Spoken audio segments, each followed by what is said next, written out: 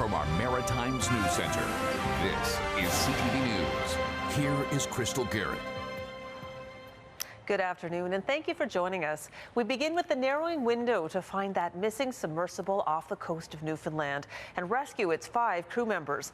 Now less than 24 hours of oxygen remains in the sub as the search area expands. ABC's Gio Benitez has the latest. Overnight, word that a Canadian aircraft detected underwater noises in the search area for that missing sub with 5 people on board, according to the U.S. Coast Guard. But subsequent searches coming up empty as the clock winds down. The vessel, which left Sunday morning on a mission to explore the Titanic's wreckage, starting with 96 hours of oxygen available. Now, less than 24 hours left. Our crews are working around the clock to ensure that we are doing everything possible to locate the Titan and the 5 crew members. The U.S., Canada, and France teaming up to search for any sign of the submersible, scouring more than 10,000 miles of sea. Air Force aircrafts flying in from Buffalo, New York, and the Navy sending a portable lift system designed to recover heavy sunken objects. Getting salvage equipment on scene is a top priority. There is a full court press effort to get equipment on scene as quickly as we can. These photos, some of the last images taken of the group and OceanGate's Titan vessel Sunday morning before it entered the water. It was last heard from an hour and 45 minutes into its dive, but OceanGate not sounding the alarm for another several hours. The Coast Guard saying they then activated rescue crews immediately.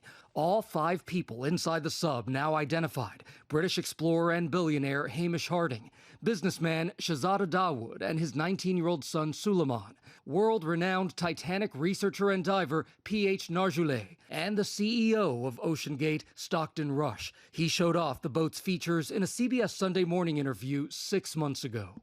I got these from Camper World. We run the whole thing with this game controller. The pressure vessel is not MacGyvered at all, because that's where we work with Boeing and NASA and the University of Washington. Everything else can fail. Your thrusters can go, your lights can go, you're still going to be safe. The University of Washington telling ABC News they were not involved in the design, engineering, or testing of the Titan. NASA saying they were consulted but did not conduct testing and manufacturing via its workforce or facilities.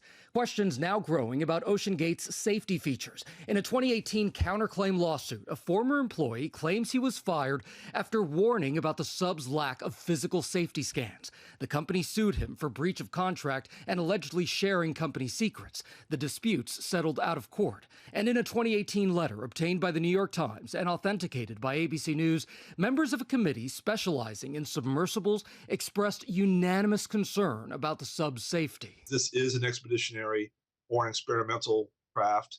It is high risk, and we just want people to have knowing consent of what they're doing and understand the full expectation of what's to be expected.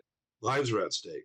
Members of the committee say OceanGate did make some changes after their letter. Former passenger Aaron Newman, who traveled on the submersible in 2021, insisting he felt safe at all times, but describing the challenges those 5 passengers now face, even if they make it back to the surface. Because they can't get out. The craft has to be open from the outside. So we're just really hoping they're on the top. They're bobbing around. They're laying there.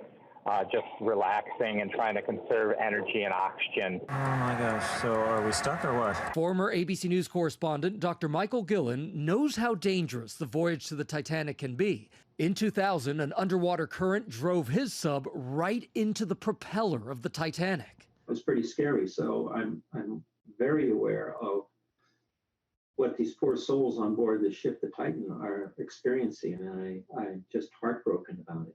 The timing is now absolutely critical. ABC News has confirmed that the noises heard underwater yesterday were described as banging noises heard yesterday morning on sonar, and so far, they have not found anything. Gio Benitez, ABC News in Halifax, Nova Scotia.